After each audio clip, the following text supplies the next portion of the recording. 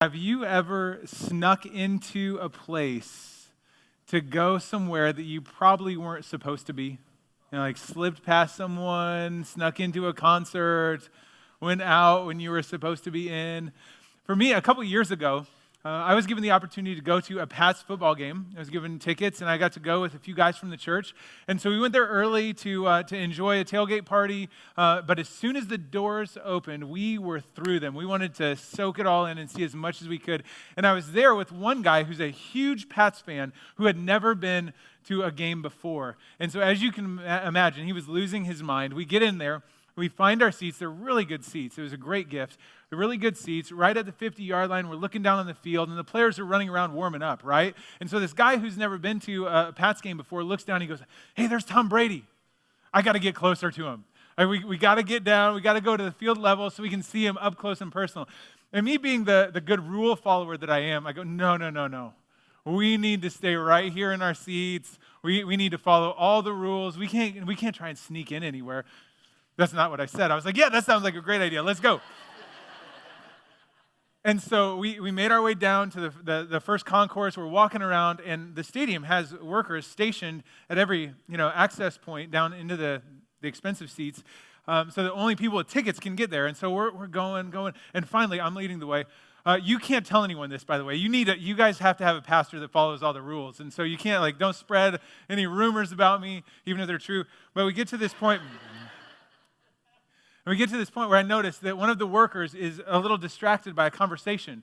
And so I make a quick turn and give him a wave and a nod to make it look like I know what I'm doing, I belong there. And we just slip right past. And we're able to go down the stairs all the way up to the fence. And so the only thing between us and the players was this railing, right? And we're able to watch. And Brady's throwing passes to Edelman. Gostkowski's kicking field goals. It was amazing. And as warm-ups wrap up, we head up to our seats and enjoy the rest of the game. But in that moment, we knew that we were someplace we really didn't belong, and we were just hoping that no one else figured that out too, right? And so maybe you've had a moment like that where you pushed your way through a crowd or slipped out to go someplace you weren't supposed to go. And the story we are looking at today is a story of a woman who did just that. There was a party going on in her town, but she had this reputation that caused no one to want to have anything to do with her. She was known around town. She was defined by her sin. And so whenever people threw parties, she was never on the guest list. But there was this gathering she really wanted to be a part of because Jesus was at the center of it. And so she pushed her way in, even though she wasn't supposed to be there, and went even further. She pushed her way all the way to Jesus to sit at his feet. Now, that would have been like us jumping the railings, running out to the 40-yard line, and wrapping our arms around Brady, right? And then getting escorted off. But for her, she pushed in because she wanted to be closer to Jesus. And how Jesus responds in this story tells us so much about who he is and how he views those who seem to be far from him. And so we are looking at this story as part of our series called Friend of Sinners. And in this series, we are trying to understand that Jesus came to be a friend of those who were far off from him. That no matter how far someone runs from him, no matter what we do or what our reputation looks like, Jesus came to be a friend of those who need to find forgiveness in him. And so as we are discovering this, we're understanding that if we are loved by Jesus, if he's our friend, and if we want to be like him, then our circles of friendship should not be limited to people who think and act and talk just like us. Shouldn't be limited to other Christians, people from our church. That within our circles of friendship, there should be people who still need to find Jesus, who still need to be forgiven by him, who still need to learn to follow him, if we're going to be like Jesus. And so throughout this series, each week, we're looking at one story from his life that will help us understand how to build meaningful friendships with people who still need to find their way back to God. And today's story takes us to Luke chapter 7. So you can see the page number up on the screen. I'd love for you to follow along either on the screens beside me or in one of the Bibles that we provide in the chairs around you. If you don't have a Bible, we would love for you to take one home with you so you have one to call your own. You can just grab it, take it home with you, and use it, all right? But we're going to be in Luke chapter 7, and in this story, we will see how this woman pushed through to encounter Jesus, and we'll see just how that changed her life forever. We'll start in verse 36 of Luke chapter 7. It says, when one of the Pharisees invited Jesus to have dinner with him, he, meaning Jesus, went to the Pharisee's house and reclined at the table. So a Pharisee was a religious leader. And up to this point, there had been a growing tension between Jesus and the religious people. So just a note, if you've ever felt tension between you and religious people, if you've ever felt pushed away, judged, criticized, then you were in good company with Jesus because they didn't like him either. And so Jesus is invited to this person's house, and this was customary. Whenever a teacher, a rabbi, would visit a town, it was a great honor to invite him over for dinner, and then around the dinner table, the religious leaders and this visiting teacher would have a conversation. And so that's what's happening. They invite Jesus over, not necessarily because they want to be friends with him, but because it's what they're supposed to do, and they're going to have this conversation. So people from the town were then invited to come and spectate, basically. They would come into the house. They wouldn't participate in the dinner, but they would stand in the corners, around the edges, and they would just listen and observe. And so this is what's going on. Jesus accepts the invitation. He goes into this man's house, and he reclines. That's how they ate. So they would have a table low to the ground, and then they would kind of lean toward the table on a pillow with their feet behind them because their feet were gross. And so Jesus is basically laying down for dinner. All right? Sounds kind of fun, doesn't it? And this is what happens next. Verse 37. A woman in that town who lived a sinful life learned that Jesus was eating at the Pharisee's house, so she came there with an alabaster jar of perfume. As she stood behind him at his feet weeping, she began to wet his feet with her tears. Then she wiped them with her hair, she kissed them, and poured perfume on them. So this is a very strange scene, isn't it? Like as you read it, you're like, oh, gross, what is she doing? Well, what is happening here is that this woman who is known around town, you can imagine, you can fill in the gaps with what she'd be known for, right? Her reputation goes before her and people were disgusted by her. And so she hears something about Jesus that compels her to want to go and see for herself. And so she knows she doesn't belong there. She knows as soon as she walks through the doors, people are going to start whispering, probably start moving away from her. But she doesn't care because she wants to get to Jesus. And so she enters this room, this house, and she makes her way past the crowd to the table. And she bows down by his feet. And she's overwhelmed by some thoughts. And these thoughts will be revealed to us as the story goes on. And these thoughts about Jesus move her so deeply that she begins to cry. Her tears are described as rain falling on the feet of Jesus. And she goes on to wash his feet with her tears and her hair. Again, strange, but just this incredible sign of devotion and appreciation and honor. And then she kisses his feet, which was an act suitable only for a king. And she anoints him with this perfume. It's probably her most precious possession, stored in an alabaster jar. She breaks it open. She pours it on his feet as a way to just show her unlimited appreciation for who Jesus is and what he can do for her. Now, as expected, this would draw the ire of all around the scene. And so this describes the response of the Pharisee. It says, when the Pharisee who had invited him saw this, he said to himself, if this man were a prophet, he would know who is touching him and what kind of woman she is, that she is a sinner. See, the religious leader here assumed that if Jesus really is who he said he was, he would know this woman, he would know her sin, and therefore he would want nothing to do with her. He's half right. Jesus certainly knows this woman. He knows what reputation she's dragging in off the street. But where the Pharisee is wrong is in the assumption that Jesus wouldn't want anything to do with people like that. See, Jesus wants people like that to come close to him because he loves them and he came to be their friend. And so Jesus welcomes this woman to come closer and closer to him. And the story continues.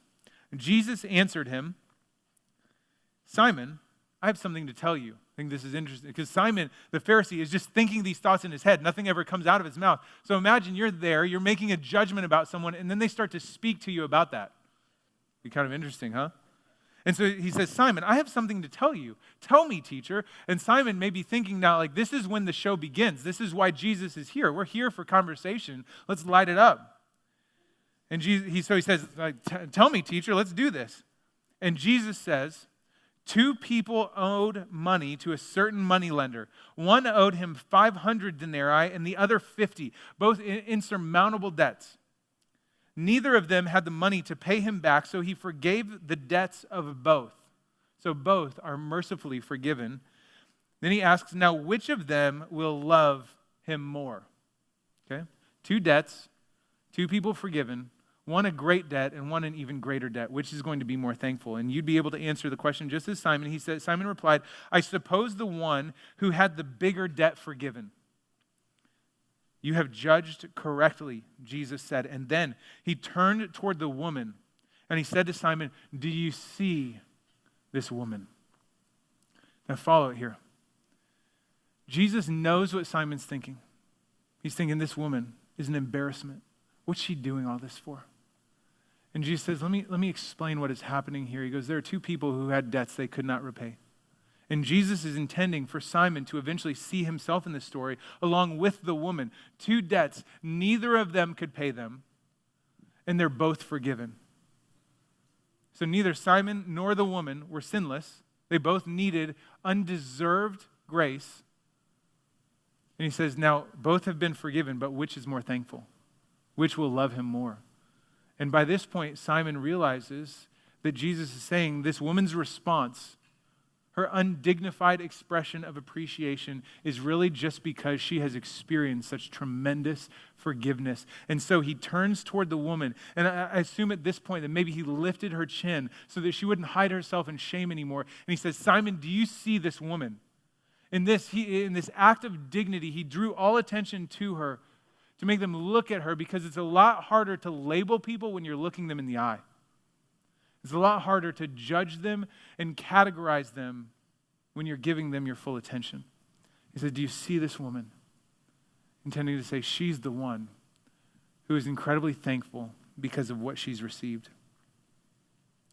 Backing up a little bit in verse 44, and then we'll continue. It says, then he turned toward the woman and said to Simon, do you see this woman? I came into your house, but you did not give me any water for my feet, but she wet my feet with her tears and wiped them with her hair. This would have been a simple sign of hospitality, that as travelers, and especially a guest of honor, comes off the dirty, dusty roads, the host would offer an opportunity for them to have their feet washed. But Simon didn't do that, and Jesus said, but she washed my feet with her tears. You did not give me a kiss, another sign of hospitality. You did not give me a kiss as I entered your home, but this woman, from the time I entered, has not stopped kissing my feet. You did not put oil on my head. This would be a relieving, soothing expression of hospitality. You did not put oil on my head, but she poured perfume on my feet. Therefore, I tell you, her many sins have been forgiven, as her great love has shown. But whoever has been forgiven little loves little. She's reacting, she's responding to the forgiveness she knows I will grant her. See, at this point, this woman has not yet been declared forgiven. This is an important part of the story. She has not been declared forgiven yet. She just believes so much that that's what she'll find in Jesus, that she is responding to a future gift that she is counting on. And Jesus says she's so thankful for what she knows I will give her, that her gratitude is overflowing with profuse expressions of kindness. It goes on. Then Jesus said to her, your sins are forgiven. At this moment, it is all wiped away. And the other guests began to say amongst themselves, who is this who even forgives sin? And Jesus said to the woman, your faith has saved you. Go in peace. Now imagine what this woman walked into this room with. Fear, shame, guilt, sadness, grief, embarrassment. She walks into the room with all this baggage on her shoulders, and then she meets Jesus. She encounters him, and with just a few words, Jesus forgives her sins and then sends her away in peace. This would have refreshed her like a dip in the pool on a sweltering summer day. That she would have felt new and alive again because of the grace and the forgiveness of Jesus. That's what made her so thankful in the beginning. She knew that if only she could get close enough to Jesus to show her belief in him, he would respond by giving her the forgiveness her heart so longed to know. And so even before he spoke the word, she trusted in faith and responded with gratitude. And as we see this story, there is something incredibly important about Jesus that we must learn, and that is that Jesus welcomes sinners to come closer to him. Jesus welcomes sinners to come close to him. That sounds so simple, but it's so profound. See, no one else who claimed to be close to God would do this in that day. The religious leaders, would cross to the other side of the street so they didn't have to walk close to people like this woman. They would never talk to her. They would never give her any kindness or generosity. They would never invite her to a meal. They would be disgusted if she ever came close to them. And so they kept their distance. They would push people like her away. But not Jesus. Jesus welcomes sinners to come close to him. This shouldn't surprise us when we consider the foundation of our faith in him. I mean, everything we believe is built on the premise that God left heaven in the person of Jesus to come to earth. And I don't know if you've noticed, but earth is full of sinners, right? I mean, every single one of us. We've all at some point pushed God away. We've rebelled against him. We've chosen our own desires. We've thought that life without him would be better than life with him. So all of us have on our record sins against God, which means that this world is full of sinners, and yet Jesus left the perfection of heaven to dwell amongst sinners. So it shouldn't surprise us that Jesus wants to be close to sinners. The good news of Jesus is that he came to earth not just to be close to us, but to give his life on the cross, to pay for our sins, to achieve victory over sin through his resurrection, so that at the end of our life, on account of our faith, we might go close to God. And so he came to be close to us so that we could leave and go close to him. So everything about our faith is about being close to Jesus. And so when we look at his life and he welcomes sinners to come close to him, this shouldn't come as a surprise to us. It is in line. It's consistent with everything else we know and believe about Jesus. And so when this sinner came into the house, there was only one place Jesus wanted her, right next to him. He welcomed her. He didn't push her away. He wasn't disgusted by her sin. And we need to internalize it. We need to take this and make it our own, because I want you to understand, I don't know what baggage you walk into this room with. I don't know what story lurks behind you. I don't know what kind of skeletons you have in your closet, but I need you to understand that Jesus wants you to come close to him. There's absolutely nothing in your life, in your story, there's nothing that can separate you from his love. He longs for you to come home. And you need to believe that. So every time you take a step toward him, maybe for you in this point of desperation, you just throw up a prayer not knowing if it'll hit anything, but you just throw it, God, I need something come through. Anytime you take a step toward Jesus, being here today is a step toward him. Maybe you decide to spend a little more time reading about him in the Gospels of the Bible. Maybe for you, your step toward him is to say yes and to accept his grace through baptism. And I'm telling you that no matter what your step is, anytime you take a step toward Jesus, he's not repulsed by your sin. He's not disgusted by your reputation. He celebrates that a sinner is coming close to him. And so this should change how we view God and how we view ourselves. And it should also change how we relate to others. The reason Jesus welcomed sinners to come close to him is because he knew what could happen if only they could meet him. Because when sinners come close to Jesus, they might see who he is. When sinners come close to Jesus, they might just see who he is. See, then and now, there are a lot of opinions circulating about Jesus, a lot of rumors, a lot of ideas, perspectives. But the only way that we can really know who Jesus is if we get up close to him to discover who he is, right? To press in, to meet him, to know him. And so this woman had heard something about Jesus, but she needed to see for herself. She had heard that he was a friend of sinners. She'd heard that he can give forgiveness, but she wouldn't actually experience that until she met him herself, right? And so as she comes close to him, she's able to see for herself who Jesus is. And that's what needs to happen with us too. If Jesus kept us at a distance, if he wouldn't allow us to come closer to him, we would never really know who Jesus is. But because he invites us to pursue him, to know him, to read about him, to talk to him, we can learn who he is. And his hope is that as we see who he is, we would begin to believe in him. This is the turn that happened in the middle of the story. That this woman comes in and she begins to live out her faith in Jesus, counting on what she knows he will give her. She demonstrates her belief in Jesus by these incredible expressions of gratitude. And the same thing can happen when we encounter Jesus, when we see who he really is, when we know that he is God himself come to earth. He's the Savior who died for our sins. He's the Lord of all, who sits on the throne to welcome us home on account of our faith in him. When we know who he is, we can begin to believe in him and trust what he says and shape our life around him. And then When sinners come close to Jesus, they see him, they believe in him, and then they receive his forgiveness. This is what Jesus wants for this woman, for us, more than anything else. I think it's hard for us to even imagine what this woman felt like and what forgiveness would have meant to her.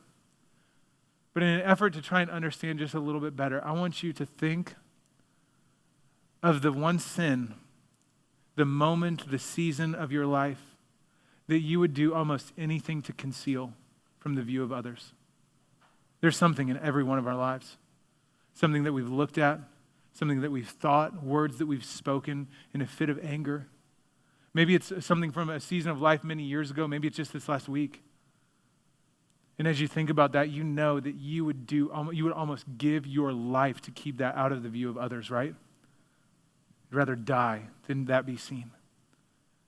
And imagine then, whatever that moment, whatever that is, being brought out into the public light so everyone close to you knew it. Your close family, your extended family, your neighbors, the parents of the kids who go to school with yours, the religious community, the people at work. What if they knew that? They could just see it in living color. They knew exactly what you'd done. Wouldn't that just bury you in shame and fear and guilt? It would be awful. And then imagine walking into the presence of the one and only one who has all authority to judge you and condemn you and declare that you are guilty. And instead, he says, that sin is forgiven. It's gone. I have washed it away, and you are no longer defined by that. And if he says that about us, as much pain or embarrassment as it may cause, if the one who can declare me righteous or guilty says that my sins are forgiven, then it almost doesn't even matter what others think. He says, you are forgiven. It is wiped clean. When I see you, I don't see that anymore. It's off the record. Your record is spotless. That's why Jesus came, so that sinners like you and me might receive his forgiveness, so that we might be washed clean, so that whatever we want to hide, whatever embarrasses us and it causes us to be ashamed, would just be wiped away by the grace and the forgiveness of Jesus. And that is a gift that we can either receive or reject based on whether or not we believe in Jesus. And so Jesus comes close to sinners and allows them to come close to him because he wants sinners to see him and believe in him and receive his forgiveness. And so maybe for you, if you haven't yet believed in Jesus, you haven't made a decision or a commitment to him, then maybe your next step is to simply accept that gift by declaring that you believe in him. And Jesus has given us the act of baptism as a powerful expression of that. And so if you are ready for that, we're going to be baptizing people in a couple weeks. If you are ready for that, please let us know. Have a conversation with me. You can fill out a Connect card and just indicate that right there. One way or another, don't wait. If you need the forgiveness of Jesus to pour over you, he invites you to come close to him so that you might know him, believe in him, and receive that forgiveness. And as we make that our own, the hope also is that we would start to do for others what Jesus has done for us. That we should treat people like he treats us, which means that we should welcome people to come closer to see Jesus through us. We should welcome people to come closer to us so that they can see Jesus through us. See, Jesus doesn't walk on earth anymore. He doesn't perform miracles for people to observe. He doesn't teach in large gatherings anymore. Jesus has said in different parts of the Bible that the church, that's us, we are the physical representation of his presence on earth. So if people are going to see him on earth, if people are going to know his love and kindness on earth, it is through people who claim his name, which is you and me. And so if people are going to know him, if they're going to see who he is and believe in him and receive his forgiveness, it's going to be because they've had a personal encounter with someone who represents Jesus really well to them. And that's what we want, right? That we would let people come close enough to us to see enough of Jesus in us that they would believe in him and receive his forgiveness. Imagine that someone knows you and draws close to you and asks questions, and through conversation and meals and relationship, they end up seeing enough of Jesus in you that it convinces them to draw close to him themselves. Wouldn't that be amazing? And then they get to be washed by the forgiveness of Jesus. And whatever sins they're trying to hide or account for or atone for, whatever sins lurk in their past, they are set free from today and forever. And they get to live in the presence of God. Wouldn't that be amazing? But that probably will not happen if we keep people who need Jesus away from us, right?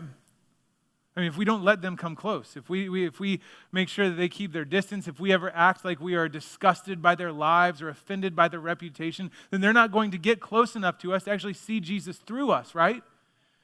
And so our effort to represent Jesus and to lead people to him is dependent on our willingness to let people come closer to us. And so I'd like to present just a few attributes that we should strive after. These attributes are alive in people who welcome others to come close enough to see Jesus through them. And so while this is a struggle, while this will be a challenge, I want you to understand what it might take for you to welcome sinners, people who need Jesus, to come closer to you. Okay? The first is that we need to have vision. Now, when this woman came into the presence of Jesus and the Pharisee thinks to himself, doesn't Jesus see who she is? And Jesus clearly saw who she is. This Pharisee just used a different label than Jesus did. This Pharisee said, she's the sinner kind of woman. She's the kind of woman that has a reputation all around town. And Jesus, in his mind, goes, she's the kind of woman that just needs to be forgiven. She's the kind of woman that once she meets me, she'll be thankful forever. She's the kind of woman that is one kind act of forgiveness away from a transformed life. And so Jesus was able to look past her sins and beyond her struggles to be able to see who she might be if only she met him. And so when you look at the people around you, whether it's classmates at school or people that you work with, your neighbors or family members, when you look at them, what do you see in them? Do you see their reputation, their past, their struggles? Or are you able to see beyond that, to imagine who they might become if only they meet Jesus? In order for us to be the kind of people that others want to come close to, we must have vision to see beyond the sins of their past or the struggles of their future to imagine their potential future with Jesus.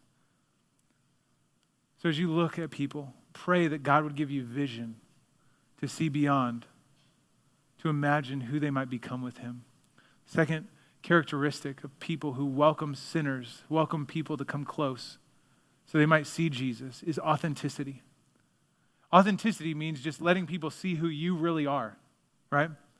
And so what would you say is the greatest critique people have of Christians? They say that Christians are all just a bunch of hypocrites, right? Maybe you've heard that before. Sounds like it. Yeah. And the word hypocrite, before it was applied to Christians, was a theater term. Referred to someone who would put on a mask and dress up and then go on stage and play a part other than themselves. But then it was drug into the religious realm, and it was applied to people who said one thing but didn't back it up with their lives. They were basically pretending to be something they were not. And I believe that when people use that phrase today, what they're really saying is that Christians claim to be perfect, but they're not, right? And I believe that what they are offended by is not our imperfection, but our claim for perfection, right? I think that most reasonable people will understand that no one is perfect, which makes it even more frustrating when someone claims that they are. And so, in order for us to welcome people to come closer to us so they might see Jesus in us, we need to be people who are authentic. Unfortunately, we live in a world that keeps people at an arm's length. Whether it's because of busyness or fear or insecurity or apathy, we tend to settle for acquaintances rather than building friendships, right? And Christians can be some of the worst at this because we think that because Jesus has forgiven all of our sins, we need to act like we don't have any anymore, right? We're just going to put on a show. But the reality is the world would be much more changed by Christians who admit that we are still broken, admit that we are still sinful people, but that we are saved by Jesus. And so in order for us to be authentic, we need to let people into our story. We need to be honest about that. We need to let people know about what has happened in our lives up to this point. We need to be honest about our current sins and struggles so that people know that we're just like them. We need to be honest about our successes that we would attribute to the power of the Holy Spirit at work in us So that we just pull back the curtains and we say, this is who I really am. And I believe that that authenticity will draw people closer to us and ultimately closer to Jesus. Third, we need tolerance. What I mean by this is not that you level the playing field and assume that all worldviews are equally valid. I also don't mean that you stand for nothing or accept everything. What I mean by this is that you give people the space to be themselves around you. Okay, so if authenticity is letting people see who we really are, tolerance is letting others be who they really are.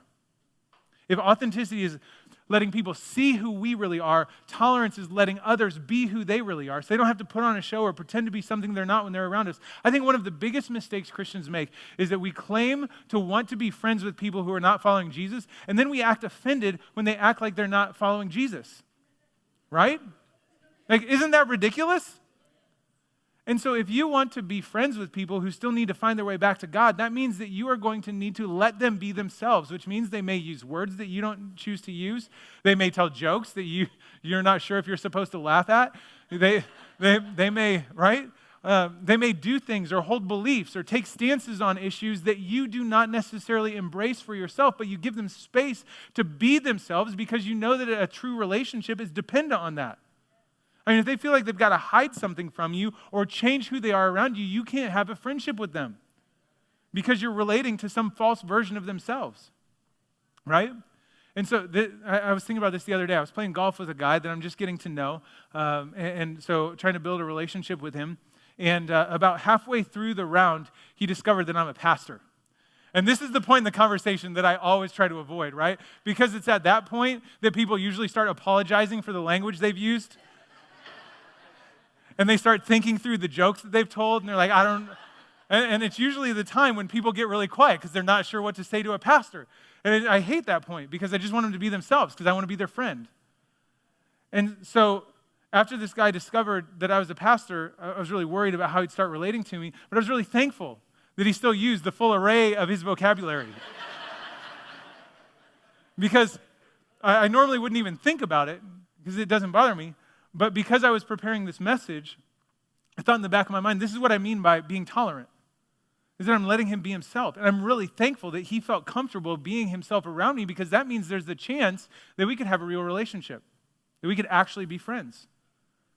And so if you're wanting to be friends with people, you not only need to let them see who you really are, but you need to let them be who they really are. They should not change for you. No one should ever change for you. They should change for Jesus.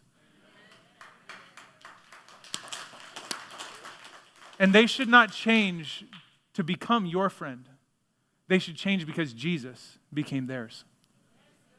And so when we build friendships, you must be willing to let people be who they are. Now, to be clear, this does not mean that you entertain illegal behavior. It does not mean that you run headlong into sin. God gave you a brain, and you should use it. So don't allow this to become an excuse for ignorance and sin, right? So you shouldn't go to the strip club with your buddies because you're trying to be tolerant of their sin, right?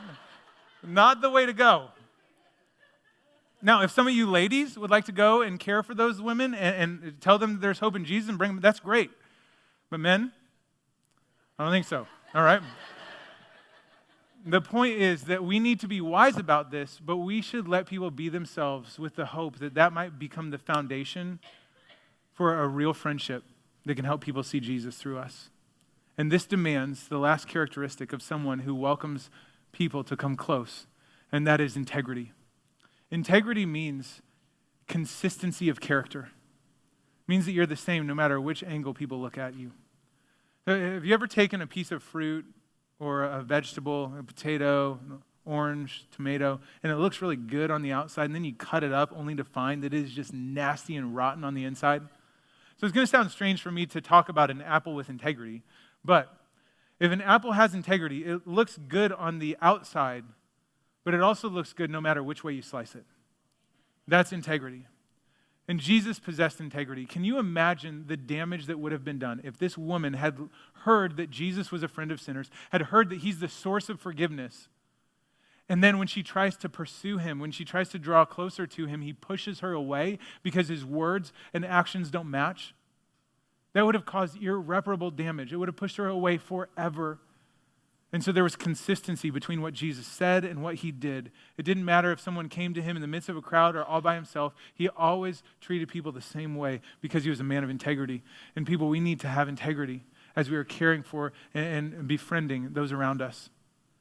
That no matter which angle they look at our lives, whether they see me in front of people on a Sunday morning or at a restaurant with my family on a Friday night, they need to see some consistency in who I am, right? Whether they know what I do when I'm home all alone or when I'm out with friends, when I'm at work, like people need to see consistency in us. Because it would be incredibly damaging for them to think that we look good, that we love Jesus, that we're committed to him. But then when they really start to cut our lives open to see who we are, they discover something rotten and nasty. Now, to be clear, that is not something that you can pursue on your own. So if you know that there is a part of your life that needs attention, something that is inconsistent with the character you desire to pursue, this is not something you can fix. You take that part of your life and you present it to Jesus and say, please help me with this. Bring it back to life. Nourish me so that this can be good too. We need to be people of integrity so that no matter which angle they look at our life, no matter how they slice it, it still looks the same. And so I believe that if we do this, it is not a guarantee that people will believe in Jesus or receive his forgiveness, but it does position us so that people who need to find their way back to God will be drawn to us. They will feel welcomed with us. And it gives them an incredible opportunity to see Jesus through us. In order for us to be that kind of people, though, we need to have vision to be able to see beyond their past and their present to imagine who they might become with Jesus. We also need to have authenticity, which means that we let people see who we really are. We need to have tolerance, which means we let others be who they really are. And we need to have integrity, which means that our lives are consistent no matter which direction you cut it. And when we do this, I believe that people will be drawn to our attractive lives. And we can help people see Jesus. Understand, Jesus came because he welcomes every sinner to come closer to him. That's why he came. And when we choose to accept his grace and forgiveness, Jesus puts his arm around us and he says, hey, you're with me now. And the result of that, when we are with Jesus, when we're forgiven by him, is that he leads us to a place we really do not belong. Jesus leads us into the presence of God himself. He pushes through. If we were on our own, we could not get there. We don't deserve to be there. Our imperfections would disqualify us. But when we believe in Jesus, he puts his arm around us and he says, you come with me. And he pushes through the crowd to take us where we do not belong, to bring us close to the one for whom we long. So that's what Jesus does for us. And so because Jesus welcomes every sinner to come closer to him, we also want to be the people in the church that welcome others to come close to us. Because when we welcome others to come close to us, then they might just see Jesus in us and through us.